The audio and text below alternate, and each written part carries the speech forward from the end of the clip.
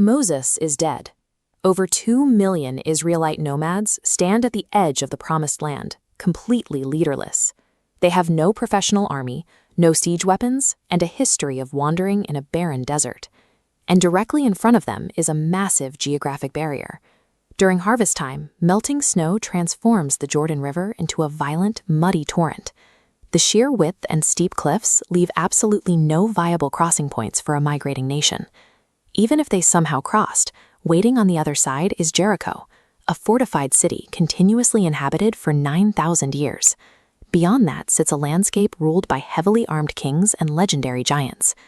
Into this vacuum steps Joshua, an untested leader who receives an explicit directive from God. The condition for their success is entirely non-negotiable. Victory will not rely on troop numbers or tactical brilliance, but entirely on strict obedience to the divine law. Getting this wandering tribe across a flooded river alive is going to require a literal miracle. But securing a permanent home in hostile territory will demand a level of discipline these former slaves have never practiced. That discipline is tested immediately with an impossible command.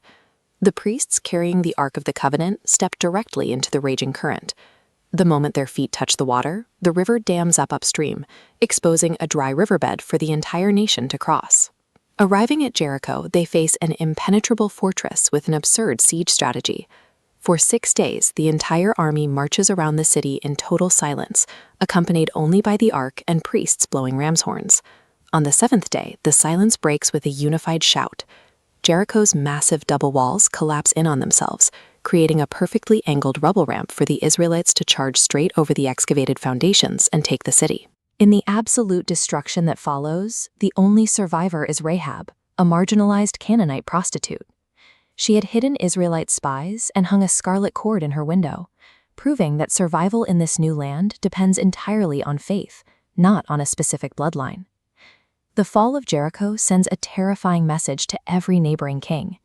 Israel's God easily overrides the best military engineering of the ancient world. As long as they maintain perfect obedience, the Israelites are temporarily invincible. But that perfect obedience shatters almost immediately.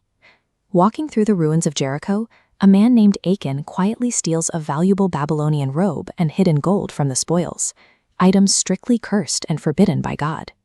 The fallout is devastating. Marching on the tiny, insignificant outpost of Ai, Joshua grows arrogant. He stops consulting God, sends only a fraction of his army, and watches his invincible soldiers get slaughtered and chased down the hills in a humiliating panic. Soon after, they stumble into a second disastrous error.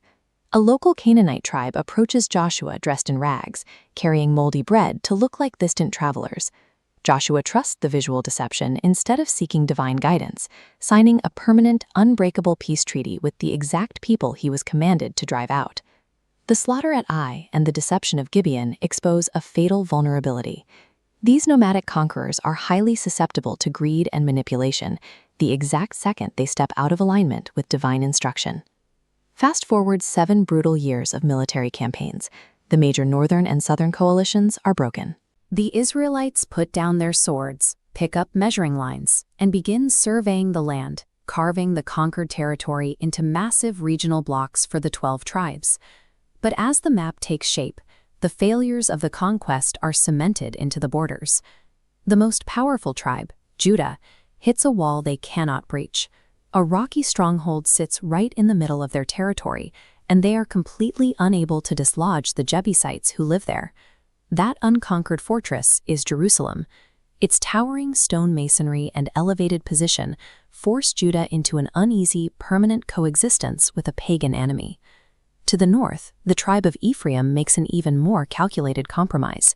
Weary from years of fighting, they decide it is economically convenient to enslave the Canaanites remaining in their region. They prioritize the profits of forced labor over the command to secure their borders. Then comes the largest geographic failure of all. Driven by pure fear, the Israelites entirely bypass the 5 major Philistine cities on the southwest coast. They draw their national map around these sprawling city-states, leaving their greatest regional rivals completely intact. By leaving these pockets untouched out of laziness, fear, or profit, the Israelites unknowingly construct a geography of sin. These unbothered enemies are now embedded directly into the foundation of the newly drawn nation. On the surface, the conquest looks like a success. The map is filled in, 48 sanctuary cities are established for the Levites, and the 400-year-old bones of Joseph are finally buried in the soil of his ancestors. But at 110 years old, an aging Joshua sees the reality. He summons every leader for an urgent final national assembly at Shechem, the vast hilly valley that serves as the historical ground zero of their faith. Joshua delivers a harsh ultimatum.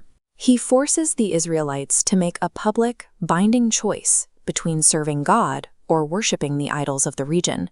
He explicitly warns them that the unconquered nations living comfortably within their borders will eventually become the instrument of their destruction. To lock in their promise, Joshua drags a massive stone under an ancient oak tree. He doesn't say it will stand as a monument to their faith. He declares it a literal witness against them, a permanent record for the moment they eventually lie to God. This final speech makes one thing clear. Joshua knows the completed map is a superficial victory. The physical land is conquered, but the spiritual foundation of the nation is resting on extremely fragile ground. His worst fears materialize the moment he dies. It takes exactly 1 generation of peace and agricultural prosperity for the new Israelites to completely forget the miracles their parents experienced in the wilderness. With their memory wiped clean, the localized stains on the map begin to expand.